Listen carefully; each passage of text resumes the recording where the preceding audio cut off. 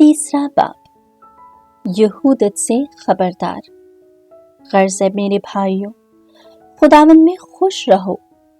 तुम्हें वही बात बार बार लिखना मेरे लिए तकलीफ नहीं और तुम्हारे लिए मुफीद है। कुत्तों से खबरदार रहो, बुरे कारिंदों से परहेज करो, कटाई से चौकस रहो, क्योंकि अहले शैतान हम ही हैं जो रूह से खुदा की इबादत करते हैं और मसीह यीशु पर फख्र करते हैं और जिस्म का भरोसा नहीं रखते। हर चंद कि मैं भी जिस्म का भरोसा रख सकता हूँ।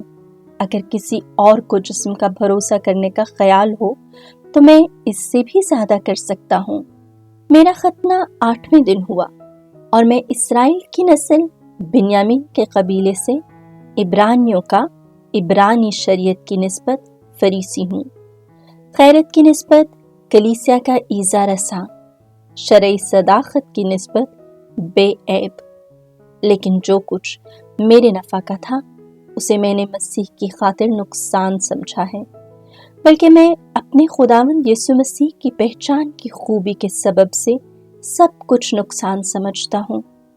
उसी की खातिर मैंने सब चीज़ों का नुकसान उठाया और उन्हें कूड़ा जानता हूँ, ताकि मसीह को नफ़ा में पाऊँ और उसमें पाया जाऊँ, अपनी उस सदाकत के साथ नहीं जो शरीयत से है, बल्कि उस सदाकत के साथ जो मसीह पर ईमान लाने से है, यानी उस सदाकत के साथ जो खुदा की तरफ से ईमान पर मिलती है, ताकि मैं उसे और उसकी क़यामत की कुदरत को और उसके दुखों की शराकत को पहचान लूं और उसकी मौत का हम शक्ल बन जाऊं, ताकि किसी तरह मुर्दों में से जी उठने के दर्जा तक पहुंच जाऊं।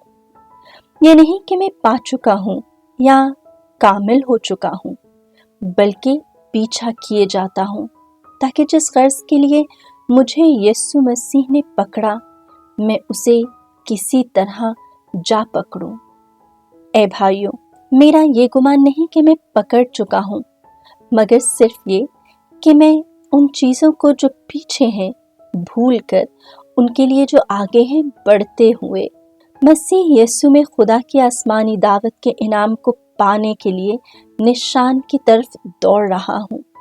बस हम में से जितने कामिल हैं यही ख्याल रखें, और अगर किसी बात में तुम्हारा और तरह का ख्याल हो तो खुदा ये भी तुम पर खोल देगा। बहरहाल जहाँ तक हम पहुँचे हैं उसी के मुताबिक हम चलें। ए भाइयों, तुम मेरे साथ मुक़ल्लिद हो और उन लोगों पर गौर करो जो उस नमूने पर चलते हैं जो हम में देखते हैं, क्योंकि बहुत तेरे ऐसे हैं जिनका जिक्र मैंने तुमसे बार बार किया है और अब भी रो रो कर कहता हूँ कि वो अपने चाल चलन से मसीह की सलीब के दुश्मन हैं।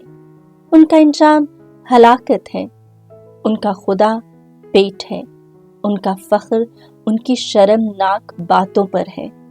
वो दुनियावी चीज़ों की फिक्र में है, लेकिन हमारा वतन आसमान पर है और हम वहीं से निजात दहिंदा खुदावंद यीशु मसीह की राह तकते हैं, जिस कुदरत से सब चीज़ों को अपने ताबे कर सकता है।